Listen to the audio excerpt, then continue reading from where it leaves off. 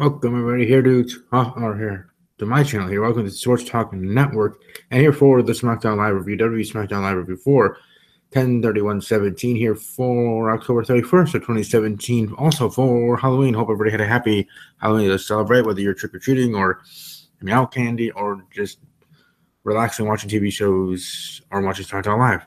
However, whatever you're doing, hope your evening was and is continued to be a good one. If you're watching this the next day in other countries, hope your Tuesday was good and hope your Wednesday is going great and super as well. Welcome to follow me on Twitter at WWE_podcast. Welcome to subscribe to the channel. I am only 3 away from 200, and then I'll be doing the Q&A if do so gets here as soon as possible. We'd love that. Obviously, we'd like to get to 1K before WrestleMania, but we'll see how that goes moving forward.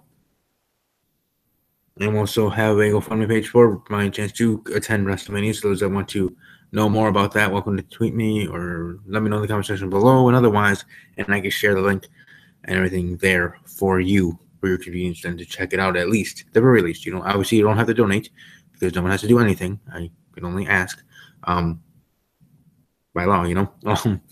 And then you can take a look at it, decide if you want to give a quarter, a dime, $10, $2,000, whatever you want to give. Doesn't really matter because it's always appreciated. Anything, and you taking time on your day even to look at it and read my story there is greatly appreciated by me for sure.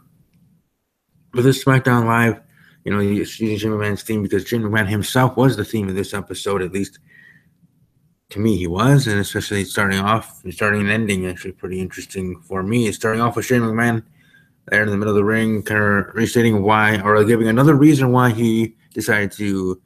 They were under siege a couple of weeks ago, and I still do hope that Raw retaliates, as it's being rumored to, and the go-home show of SmackDown Live, the Survivor Series.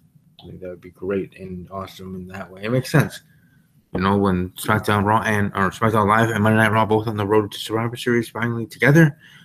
SmackDown Live attacks Raw, and then the final show, quote unquote, when it's least expected, you know, final moments, Raw attacks SmackDown Live. But it's different with Raw and SmackDown shows in its presentation on USA Network, meaning USA Network lets Raw go over the 10 p.m. Central Time, 11 Eastern. SmackDown Live, it seems USA Network, whether, I don't know if it has to, but it has to have like a hard stop at 9 p.m. Central, 10 p.m. Eastern there for their next programming to start. Different with Raw, they actually give them leniency, let them go over the time. So when Raw attacks SmackDown Live, it will have to be the beginning of a match, or you book the show to be where you have the end of what was to be your main event earlier, if you want to have a big moment with Raw attacking SmackDown Live, or since you know you are going to be cut off right at that 9 o'clock Central, 10 o'clock Eastern hour there for the go-home show or any show of your SmackDown show on the USA Network, because I guess it seems like that's just how things go for the USA Network. Raw does go over the 10 o'clock being 3 hours, and SmackDown Live only being 2 hours. Can't go a minute over, which, hey, it is what it is. You know, you pay money to USA Network to air your program to have your WWE content there. Raw, Force Raw, and Force SmackDown Live each and every week, Mondays and Tuesdays. So you deal with what you have to deal with in that regard. And those are, at least to me, minute situations to deal with when talking about your shows. But my point being is maybe then they have Raw attacking SmackDown Live at 9:55, or 8:55 Central, 9:55 Eastern, and have the brawl, and then it goes to black while the brawl's still happening.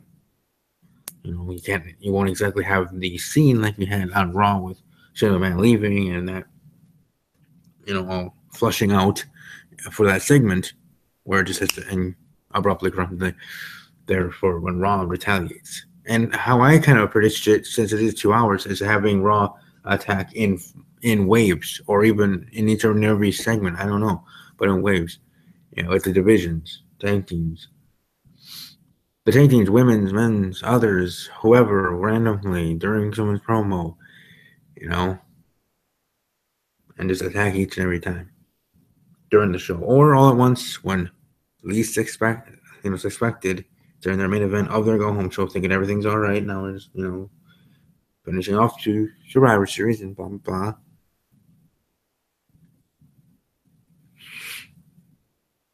or it might not even be that way. I could just think about SmackDown Live or WWE having Shane McMahon and the team, because at that point it'd be all assembled, of course.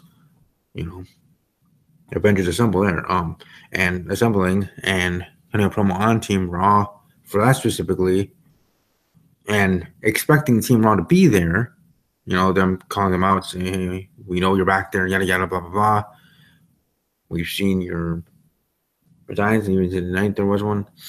Last week was that raw fruit thing, but this week's something different. And then the next week, and the next week, and then you get into the go home show, which is the next week, and maybe you have something like that, which I wouldn't want to hope. I hope that that's not the case, but I can just see WWE doing that way, where they have Team SmackDown calling out Team Raw, and instead of just Team Raw coming, the whole roster arrives. And it's oh my gosh. As I say sarcastically, heard a moment as Michael Cole would say. And he's saying, oh my God, Raw is here. What the heck are they doing here? Or what the heck is the whole roster doing here? And Corey Graves would be like, you'd already know Team Raw at least was going to be here. You think they weren't going to bring the rest of the roster after what SmackDown Live did to them weeks ago? That back and forth. Commentary, beef.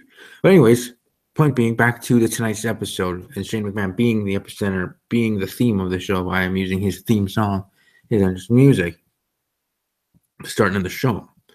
Because Shane McMahon started the show and announcing himself to be captain of SmackDown Live after talking about, again, like I was talking about, giving a reason why he attacked. The second reason, that being because since SmackDown Live is since its existence, Raw always, being the flagship, seeing SmackDown as the B show, the little sibling or with this and that, and other being used in explaining there, and he had to show SmackDown ain't gonna put up with that. So there you go. So Shane McMahon announces the team captain for SmackDown Live. He announces himself as a captain, even though heading into SmackDown Live, at least from when I saw him promos and stuff from WWE, Randy Orton was the pseudo captain of the team because he won last week. Which again, I thought I heard rumors about that before the show started, but then the match happened and that wasn't on the line. So he just was the first member of the team. And then before this SmackDown Live episode, they called him the captain. So, and then now Shane McMahon announces himself the team captain. So that was kind of a mess there in the WWE world. Maybe it was supposed to be a winner, team captain for Team SmackDown Live last week, Randy Orton, Sami Zayn, but then they decided not to because they were planning to go this way with Stephanie McMahon coming back the night before, Kurt Angle becoming the team captain for Raw, and this and that. So either way, that is now how it is. Shane McMahon is the captain alongside Bobby Roode and Randy Orton. And speaking of Bobby Roode, he gets his spot by defeating Dolph Ziggler in a 2 out of 3 falls match.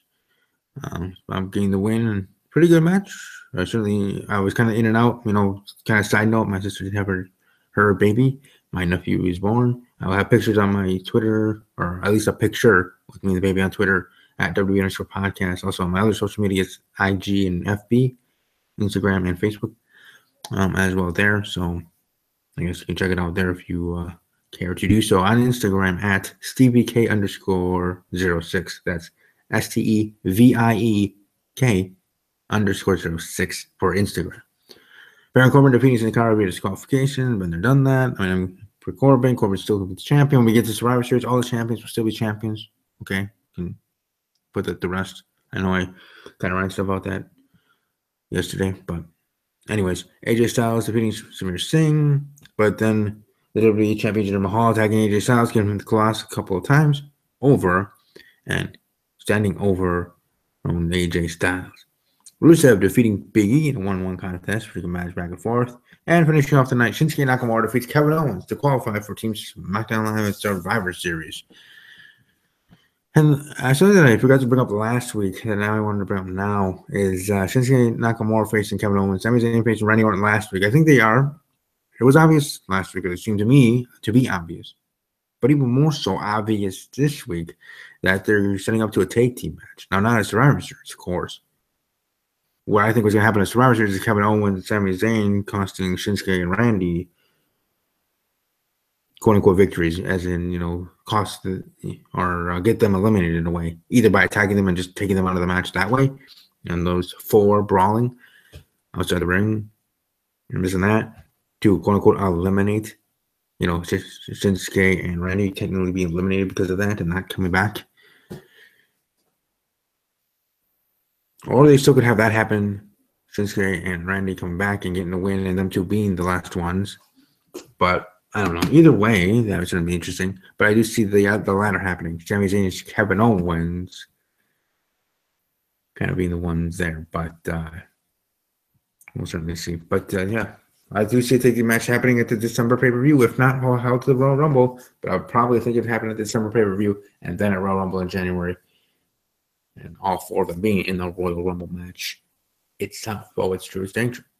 So a pretty good show, SmackDown Live. You're welcome to give your thoughts on my tweet or live Insta poll that I have right after SmackDown Live. I even did one up tonight for Raw because I was so excited because my sister's water broke and things were happening there in my personal life for her that I forgot to do my Raw Insta poll. So I have both SmackDown Live and Raw Insta polls now up.